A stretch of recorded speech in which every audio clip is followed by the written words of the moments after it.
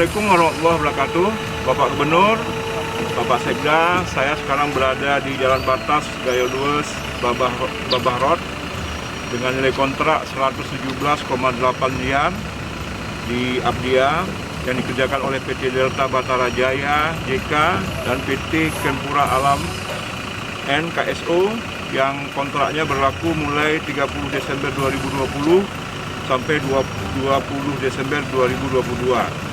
Alhamdulillah untuk wilayah ini, untuk batas Gayo Lues dan Babah Road ini ada kemajuan. Realisasi keuangan adalah 15% dan fisik 12,8% terhadap kontrak yang sudah ada. Namun fisik untuk tahun 2021 25,09%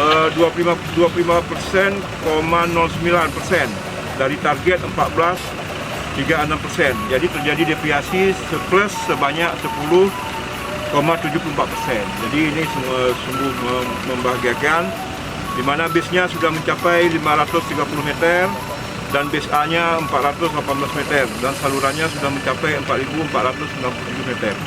Demikian yang dapat kami laporkan kepada Bapak Gubernur dan Pak Sekda. Assalamualaikum warahmatullahi wabarakatuh.